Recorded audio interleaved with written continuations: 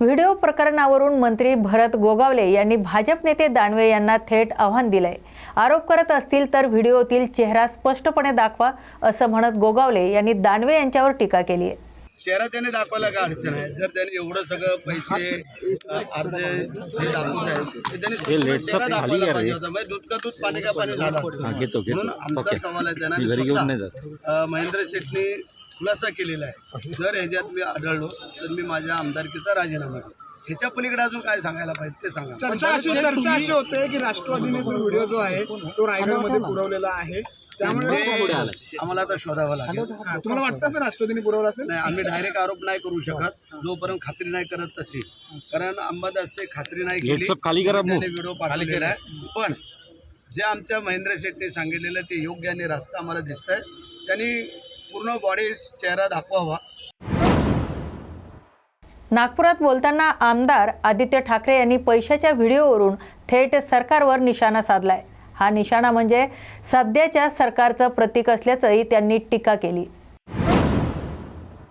नागपुरात बोलताना आमदार अजय चौधरी यांनी महाराष्ट्रात पैशांच्या बंडलांच्या वाढत्या घटनांवरून सरकारवर जोरदार टीका केली। कधी नव्हे इतक्या मोठ्या प्रमाणात पैसा सापडतोय, पण तरीही सरकार कोणतीही ठोस कारवाई करत नसल्याचा आरोप त्यांनी केलाय।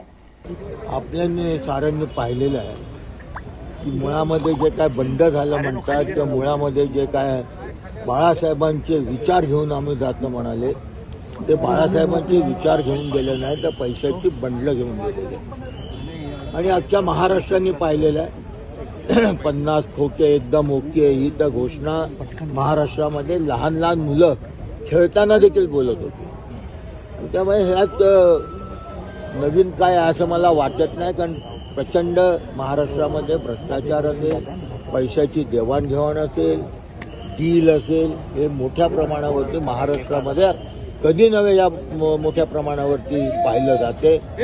अनेक व्हिडिओ शेअर झाले, अनेक ठिकाणी दाखवलं गेलं, पण त्याच्यावरती कारवाई काही होत नाही। अंबादास दानवेंना खरं म्हणजे धन्यवाद द्यायला पाहिजे।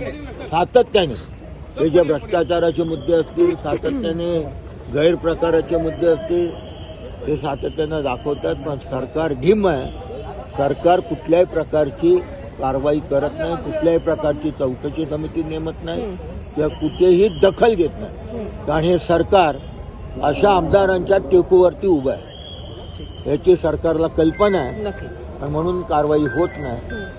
अंबादास दानवेंना धन्यवाद देताना महाराष्ट्राच्या या भ्रष्टाचाराचा मी निषेध करतो। सर, मंत्री संदीप देशमुख त्यांनी पीडब्ल्यूडीचा जो एक अधिकारी आहे त्याचा लाच घेण्याचा व्हिडिओ त्यांनी व्हायरल केला, ट्विट केलेला आहे। एक पीडब्ल्यूडीचा अधिकारी आहे तो लाच घेतो।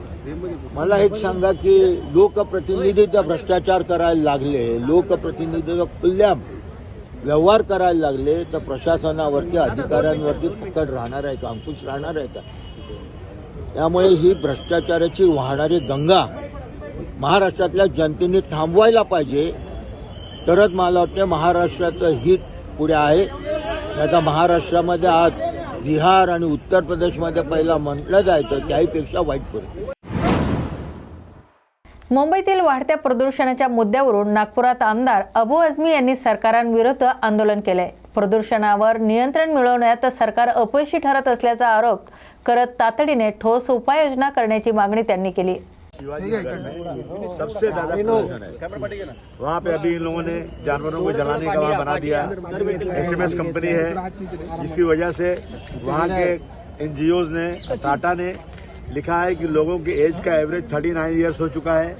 वहीं पे सारा कचरा आता है, ऐसी बुरे हालात है, लोगों को कैंसर हो रहा है। और कितनी बार बात की गई सरकार से पिछले 10-12 सालों से कि SMS कंपनी बंद करो, उसको फिर से 2 साल का स्टे मिल गया है। अभी मैं सुप्रीम कोर्ट गया हूँ उसके खिलाफ, लेकिन सरकार की जू नहीं रेंग रही है। और जो ये लगाते हैं लोग, लिखते हैं कि भाई यहाँ इतना यहाँ का जो है इतना टेम्परेचर है, यहाँ इतना पर्यावरण है, वहाँ लिखना चाहिए कितना क्या डेंजर कितने पे होता है, इसका रोकथाम कैसे होगा। सरकार बिल्कुल इस पर ध्यान नहीं दे रही। इसलिए मैं सरकार से मांग करता हूँ कि तुरंत मानकुश शिवाजी नगर में जो सीमेंट की कंपनी खोल दी गई है और जो ये सब चीजें हैं वहाँ पे सब बंद होना चाहिए। नागपुरात बोलताना आमदार संतोष बांगर यांनी शिवसेनेच्या ताकदीवर भाष्य केले। शिवसेनेला कधीच प्रेशर नसतं, उलट लोकांना शिवसेनेचं प्रेशर असतं असं ठाम वक्तव्य त्यांनी केले। ते कारण मला वाटते तुम्हाला सगळ्यांना माहित आहे. आम्हाला नाही माहित. आमच्याकडून ऐकण्याची आवश्यकता नाही. शिवसेनेवरती प्रेशर टेक्निक आहे का? हे एक प्रकारचं शिवसेनेवरती प्रेशर टेक्निक आहे का? कुठल्याही प्रकारचं टार्गेट करण्याची काही मला वाटते की कोण टार्गेट करायले कोण काही नाही याच्याकडे शिवसेना लक्ष देणारी नाही. शिवसेनेच्या माध्यमातून कामाच्या माध्यमातून लोकांच्या समोर जात आहे. पण शिवसेनेवर हे प्रेशर टेक्निक आहे, अशा माध्यमातून व्हिडिओ बाहेर अजिबात नाही. शिवसेनेला प्रेशर कधी शिवसेनेला कधी प्रेशर नसतं. शिवसेनात प्रेशर लोकांना असते. दानवे जाणीवपूर्वक सनसनाटी निर्माण करण्याचा प्रयत्न करत असल्याचा आरोप मंत्री शंभूराज देसाई यांनी नागपुरात बोलताना केलाय. कोणतेही ठोस पुरावे नसताना आरोप करून लोकांची दिशाभूल केली जात असल्याची टीका त्यांनी यावेळी केली. त्या व्हिडिओशी आमदार महेंद्र दळवी साहेबांचा अर्थार्थी कसलाही संबंध नाही. एक व्हिडिओ काल दुसरा माणूस व्हिडिओवरती काहीतरी मस्ताना दाखवले. केवळ सनसनाटी अधिवेशनात निर्माण करण्याचा हा किविलवाणा विरोधकांचा प्रयत्न आहे, विशेषतः अंबादास दानवेंचा प्रयत्न आहे. आमदार महेंद्र दळवी साहेबांना गेले अनेक वर्ष मी ओळखतो.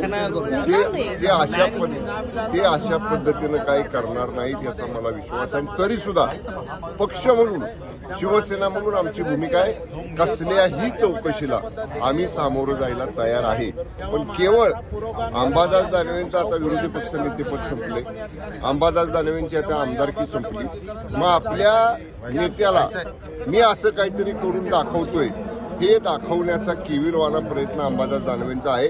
तरी देखील मान्य आमदार महेंद्र दळवी साहेब आज किंवा उद्या जेव्हा अधिवेशनामध्ये येतील ते आल्यानंतर त्यांची भूमिका स्पष्ट करतील. पण मी विश्वासानं सांगतो या व्हिडिओचा आणि माननीय महेंद्र दळवी साहेबांचा अर्थार्थी काहीही संबंध नाही.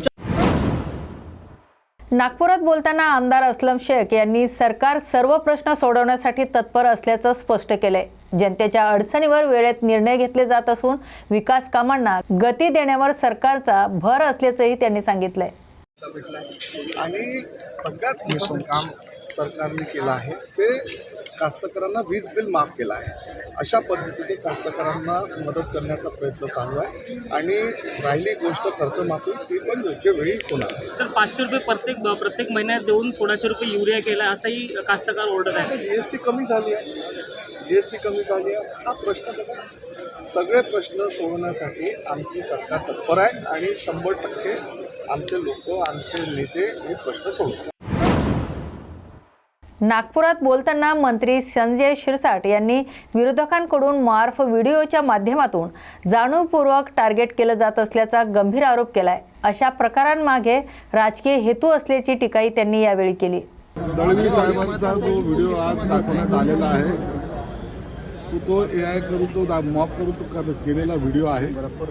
दळवींनी स्वतः त्याच्यावर स्पष्टीकरण दिलेलं आहे. त्यांनी हेही सांगितलं की मी नागपूरमध्ये आहे, ओपन चॅलेंज आहे माझं, त्यांनी यावं, पुरावे दाखवावेत, मी पदाचा राजीनामा देईन. या स्टेजला जेव्हा एखादा आमदार जातो त्या टायमाला त्याचा असलेला कॉन्फिडन्स तर त्याच्याकडे असतो.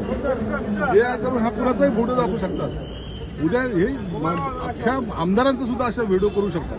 आता टेक्नॉलॉजीमध्ये नवीन दाखवण्यासारखं आता हे जे काही चालू आहे ना प्रकार, ते टार्गेट करणं ज्याला म्हणतात, आणि तेही शिंदे साहेबांचे आमदार कसे टार्गेट होतील हा एक प्रयत्न. पण या व्हिडिओ मागे तटकरेंचा हात असल्याचा आरोप हा आता महेंद्र थोरवे यांनी केलेला आहे. घरचाच भेदी आहेत म्हटले आणि राष्ट्रवादी आमचा मित्र पक्ष असूच शकत नाही असं देखील वक्तव्य. आता त्यांनी काय वक्तव्य केलं मी ते ऐकलेलं नाही, परंतु अशा पद्धतीनं एखाद्याला बदनाम करायचं जर करत असेल, मागे एकदा व्हिडिओ केला होता तेही दाखवण्याचा प्रयत्न केला होता. आता हे असे नादान बालिशपणाचे जे प्रकार आहेत ते वाढत चाललेले आहेत. आता आम्ही म्हणजे लोकप्रतिनिधी सुद्धा कसं याला फेस करायचं हा एक प्रश्न आमच्या समोर आहे. राजकारणातील प्रत्येक अपडेट सर्वात आधी आणि विश्वासार्ह पद्धतीने पाहण्यासाठी बघत रहा न्यूज मराठी 24/7. नवा भारत, नवा विचार.